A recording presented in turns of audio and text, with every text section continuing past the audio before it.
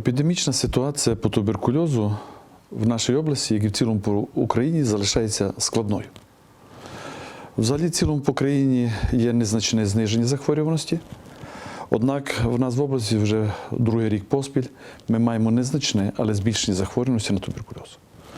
Сьогоднішній наш показник, чи показник за 2019 рік, це 68,8 випадка на протязі року перерахунку на 100 тисяч населення. Це показник, якщо ми рахуємо населення нашої області – 1 мільйон 260 тисяч. Однак відомо, що за останнім переписом електронним кількість населення в нашій області сягає 937 тисяч. Якщо перерахувати кількість зафіксованих хворих на туберкульоз, а також рецидиви на туберкульоз, то показник буде 92,6. Це надзвичайно високий показник. Раніше ми говорили, що це африканський показник або показник тих бувших союзних республік Радянського Союзу азіатських. Це Казахстан, Туркменістан, Узбекистан, Киргизстан. Тому ситуація надзвичайно складна. Серед вперше діагностованого туберкульозу багато мультирезистентного туберкульозу. Це проблема нашої держави, адже відомо, що по розпоширенню мультирезистентного туберкульозу ми є на 5-му місці у світі. Оцінюючи епідемічну ситуацію, зрозуміло, що мобілізується служба. В першу чергу повинна бути мобілізована первинна ланка, бо саме виявлення туберкульозу, воно проводиться первинною ланкою, сімейними лікарями. Стаціонарний етап проводиться в межах стаціонару, протитуберкульозних стаціонарах, і потім йде амбулаторний етап, де повинні доліковуватися хворі, а також стояти на диспансерному обліку, і повинна витримуватися кратність обстеження та лікування тих хворих на амбулаторному етапі. На цій основі, яку я щойно вам доповів, проходить реформа галузі охорони здоров'я в цілому і протитуберкульозної служби зокрема. Видатки на протитуберкульозну службу скорочуються приблизно 5 разів.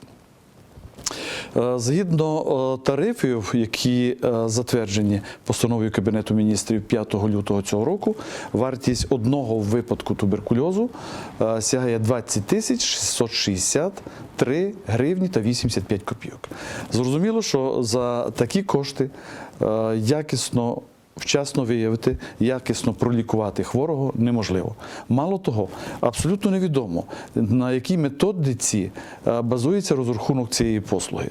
Адже у минулих роках на всі етапи було виділялося 100 і навіть більше тисяч гривень. У нашому закладі по 2019 року ця сума складала 44 700 гривень. Очевидно, що скорочення видатків на туберкульоз можливе, якщо інші галузі, якщо інші етапи в діагностиці і лікуванні туберкульозу будуть дофінансовані. Поки що такого немає. Я вже багато разів говорив, що сьогодні наша первинна медико-санітарна допомога абсолютно не готова до лікування в амбулаторних умовах. Вони для цього не мають ні знань, ні для цього не мають ні регламентуючих документів, ні для цього не мають фінансування. Що стосується, виходячи з цього, ми змушені скорочувати об'єм надання протитуберкульозної допомоги в нашій області. З 1 квітня припиняють фінансування 4 районні відділення в складі районних лікарень, оскільки це будуть сформовані опорні лікарні, в яких не передбачено протитуберкульозні стаціонари. Отже, цих хворих ми повинні взяти на себе саме до обласного закладу, в Центр легеневих хвороб. А фінансування нашого закладу, порівняно з об'ємом фінансування минулого року, мінус 27 мільйонів. Зрозуміло, що в такій в такій ситуації працювати буде надзвичайно важко, і хворі дочасно будуть виписуватися з стаціонара, а іншого виходу немає, оскільки середнє перебування при такому фінансуванні може бути від 2 тижнів до 2 місяців, не більше. Паліативні хворі взагалі 10-15 днів. Це значить, що на амбулаторний етап ми будемо переводити хворих, які не можуть бути забезпечені адекватним лікуванням на амбулаторному етапі.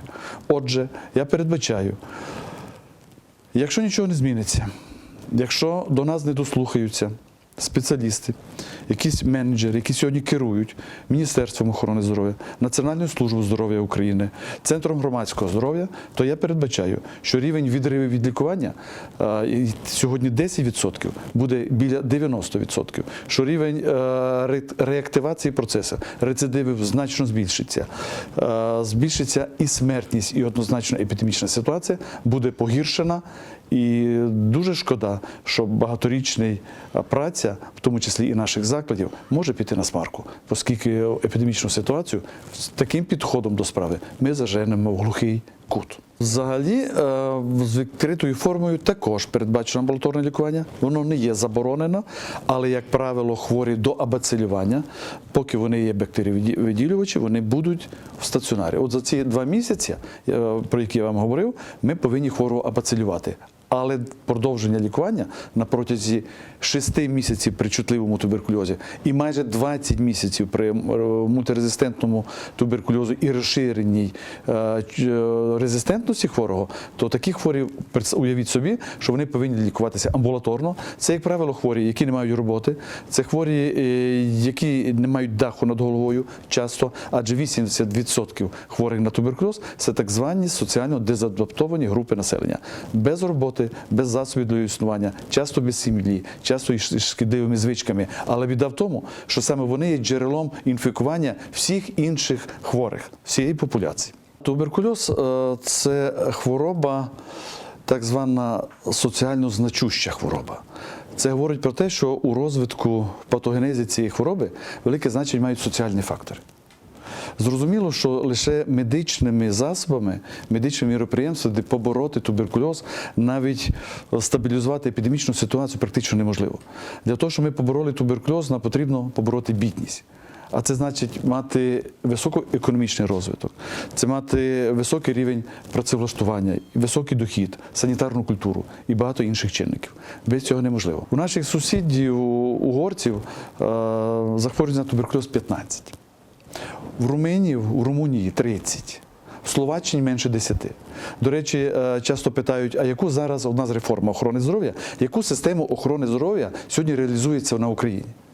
Це так звана канадсько-британська модель. І тепер, да, це гарна модель, це затратна медицина, це частково державна, частково страхова медицина. Але саме основне, хворих на туберкульозу ні в Канаді, ні в Британії дуже мало. В них захворюваність у Канаді 5, у Британії 6-7. Представляєте? А в нас майже 70 офіційна, а неофіційна під 100. А в Росії 90-100. У Білорусі захворюваність біля 40. Потрібно пам'ятати, от по захворюваності, да, градація. До 30 випадків на 100 тисяч населення – це благополучна ситуація. Це те, що ми хочемо. У нас зараз 68,8, по Україні 63. Потрібно нижче 30 – це благополучна. Вище 30 – це неблагополуччя. Вище 50 – епідемія. У нас 68,8.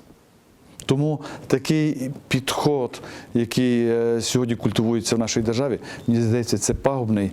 І сьогодні реформатори десь не прислуховуються до спеціалістів, і це може мати плачевні наслідки. Хочу вам сказати, що особисто я підтримую реформи. Я пам'ятаю 17-й рік, коли оці 3 основні закони, які регламентують проходження реформ в нашій державі, приймалися. До мене звернулися народні депутати від Закарпаття. І я підтримав реформу і їм рекомендував обов'язково підтримати. І не все пішло так, як я це бачив. Не так, як воно викладено в законах України.